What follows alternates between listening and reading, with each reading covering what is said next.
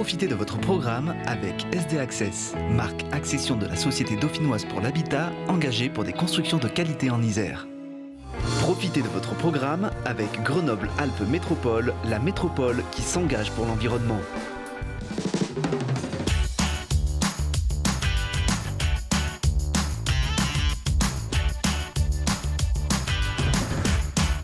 Bonjour à tous, bienvenue dans 6 minutes environnement sur Télé Grenoble. Et tout d'abord, la dioxine, un polluant qui fait parler de lui dans le sud grenoblois.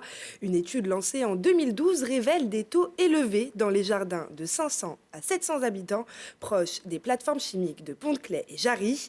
Il est issu notamment de la combustion, industrie, transport particulier. Beaucoup de sources de pollution sont possibles. Voyez le reportage d'Inès Mitane. Ne plus consommer les produits de leur jardin et éviter les contacts directs avec la terre. Voilà les recommandations de la préfecture pour plus de 500 habitants de Pont-de-Claix et Jarry. Leur point commun, ils habitent près de 2 plateformes chimiques dont les sols environnants dépassent les 40 nanogrammes par kilo, un taux jugé dangereux selon la réglementation allemande. À quelques mètres de l'une d'elles, Maria, pontoise depuis toujours, n'est pourtant pas inquiète. On a toujours fait le jardin, j'ai toujours mangé les légumes du jardin. Vous voyez, je suis en bonne santé, donc j'ai jamais eu de soucis. Pour elle, c'était Pierre Dutemps de Progil, spécialisé en chimie du chlore. C'est sûr que lorsque c'était Progil, on avait quand même une odeur qu'on partait en ville ou quoi que ce soit, on avait l'odeur sur nous. Autre facteur de dioxine dans les sols, selon l'étude de zone réalisée en 2012, les cendres réutilisées pour les potagers. Mon voisin là en face, il m'a dit tiens Maria, tu me garderas les cendres de la cheminée, lui il fait le jardin. Non loin de l'usine de Jarry, Michel Pourchet, ancien membre de France Nature Environnement, est plus méfiant. Je suis inquiet de la méthodologie. Je suis inquiet qu'on nous dise tout va bien. Si dans certaines zones, on n'a que quelques polluants, ici, on a une myriade de polluants. L'association encadrait le rapport environnemental jusqu'en 2020 avant de se désolidariser du projet. L'étude de zone, pour nous, ne nous suffisait pas. Ce qu'on voulait, c'est avoir les données pour pouvoir regarder, entre autres, quel était l'impact possible sur la santé. Mais les maires des communes sont optimistes. En parallèle, une étude épidémiologique de Santé publique France indique qu'il n'y a pas plus de cancer ici qu'ailleurs. L'étude a néanmoins démontré sur ces communes un excès de mésothélium de la plèvre, mais il est lié à une exposition professionnelle ou paraprofessionnelle à l'amiante. En France, 4,5 millions de tonnes de déchets plastiques sont jetés chaque année.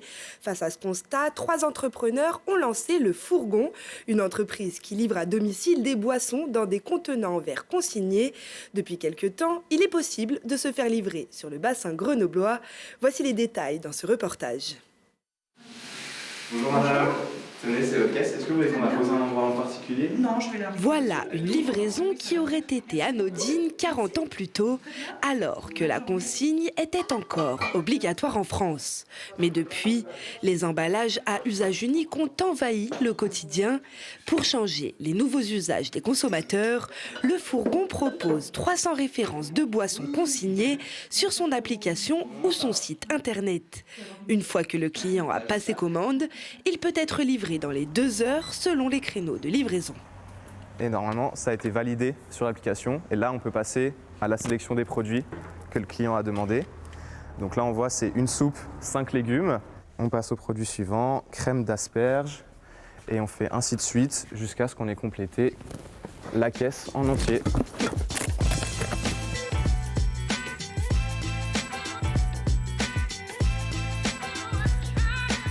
La caisse, elle est remplie, donc on a bien toutes les 12 bouteilles que le client il a demandé. Reste à livrer le client en camion électrique sans qu'il n'ait à sortir de son appartement ou porter les caisses qui pèsent environ 20 kilos. Est-ce que vous voulez que je pose les caisses à un endroit en particulier? Non, je vais le prendre. Elles sont vraiment lourdes, vous êtes sûr? Ouais.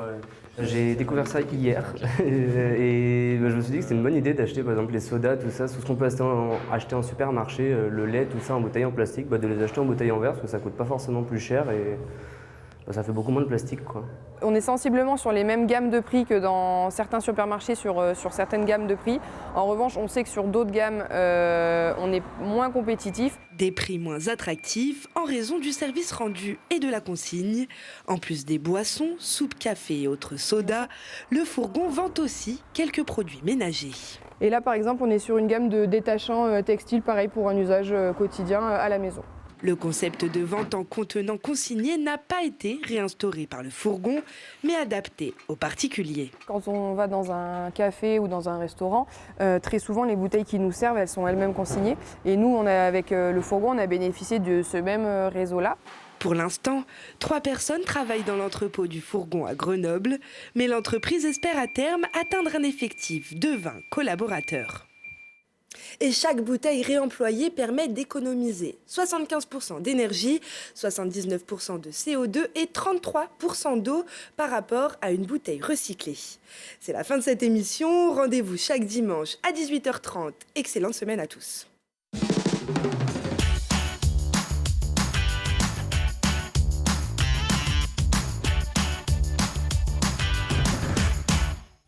Vous avez profité de votre programme avec Grenoble-Alpes Métropole, la métropole qui s'engage pour l'environnement. C'était votre programme avec SD Access, marque accession de la Société dauphinoise pour l'habitat, engagée pour des constructions de qualité en Isère.